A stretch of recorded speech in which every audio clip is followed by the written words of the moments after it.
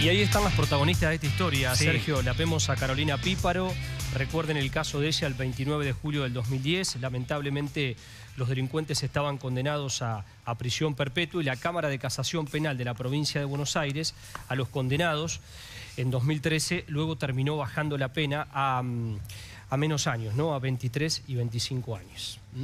Gracias por venir a ambas. Sé que es una situación complicada. Ustedes son víctimas, fueron víctimas, pero parece que son hechos que se van repitiendo. ¿Ven como algo que se está empezando a ver de blancos fáciles, es decir, jóvenes embarazadas en hechos de inseguridad? Yo creo en general que la víctima siempre es un blanco fácil.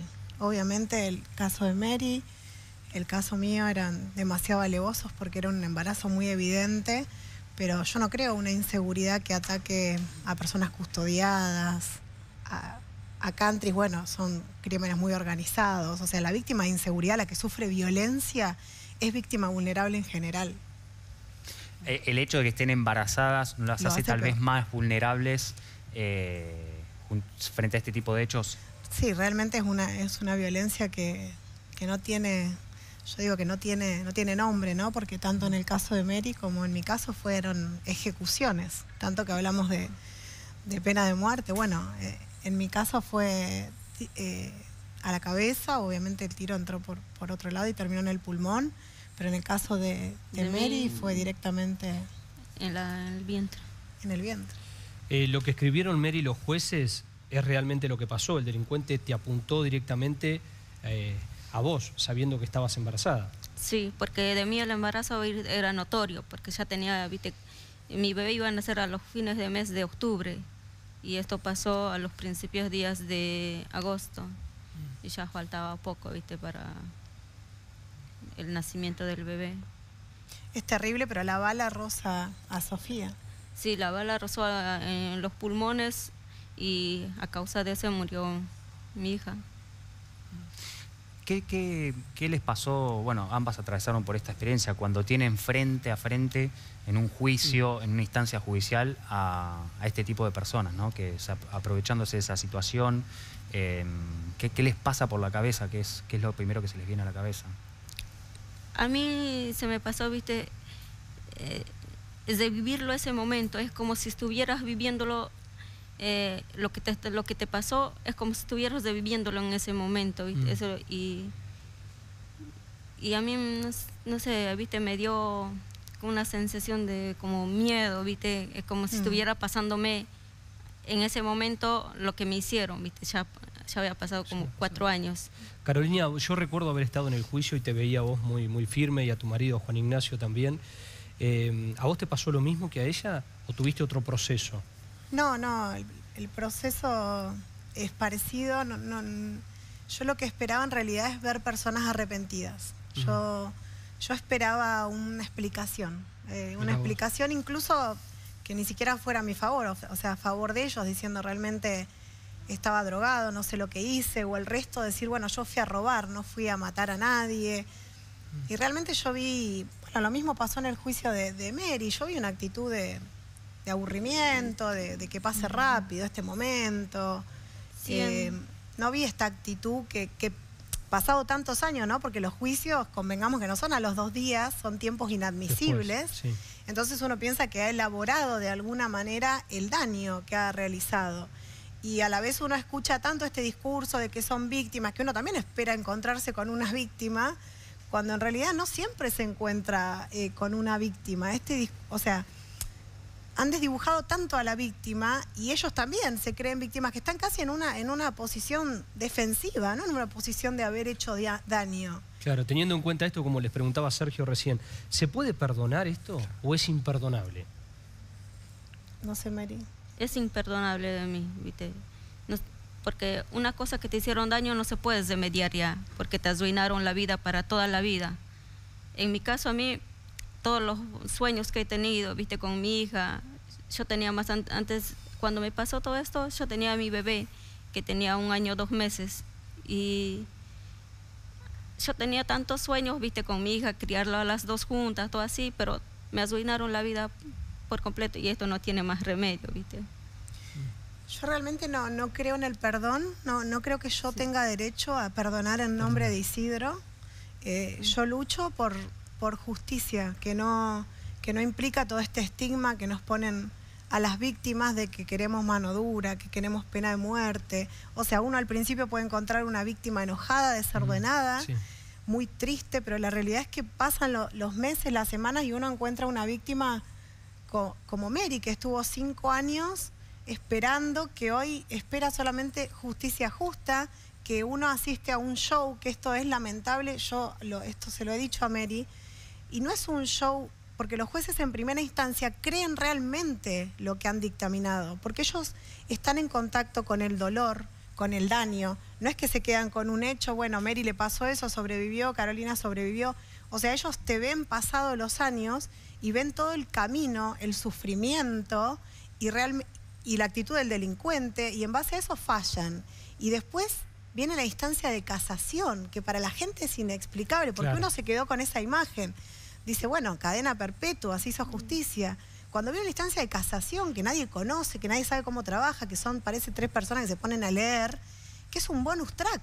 Porque casación lo único que debería hacer es, bueno, revisar si se ajustó a derecho el fallo. Y son jueces desdiciendo a jueces, y cada vez la condena se va licuando y llega a ejecución, y creo que lo que buscamos es que si nos dicen que el daño, que para nosotros es irreparable y que dura toda la vida, son 20 años, sean 20, no sean 6. Vos, Carolina, creo haberte escuchado decir, si se puede decir, suerte dentro de lo que te tocó vivir, el hecho de que fue un caso que tuvo repercusión pública y teniendo los medios encima del caso, tal vez la justicia actuó a medida, no fue un caso que no conocía a nadie, pero ¿ves una diferencia, Enzo, con respecto a otras víctimas de este tipo de hechos? Totalmente. O sea, yo salí a pelear, primero que estuve 2 años, como hoy estuvo Mary 5 años esperando un juicio. Y después de ese juicio, que es donde yo creo que empieza el duelo, cuando a mí me empezaron a decir qué suerte, yo dije, esta gente ha quedado muy mal, claro, cuando en realidad tenían razón, yo tuve muchos recursos. Imaginen que la hija de Mary, o sea, el marido iba y venía al hospital y su hija quedaba al cuidado de su hijo de 6 años, y su hija se quemó, o sea, tras la internación de Mary hubo 2 meses de internación de su bebé. O sea que, ¿quién atiende a la víctima? Eso es por lo que nosotros peleamos. Y es una ley que sale, y una ley en la que yo creo, pero es una ley que hay que militar, porque no se sabe victimología en Argentina, no se sabe tratar a la víctima, ni los abogados, o sea, nadie. ¿El Poder Judicial no entiende a la víctima? El Poder Judicial no entiende a la víctima, pero creo que de alguna manera... Y esto yo no creo que tenga que ver con política, creo que tiene que ver con que salimos muchísimas personas de diferentes colores políticos, es decir, entiendan quién es el que sufrió el daño. Todo lo otro lo podemos entender. Vos sabés que me quedé pensando con algo que marcabas vos y le hago la pregunta a las dos.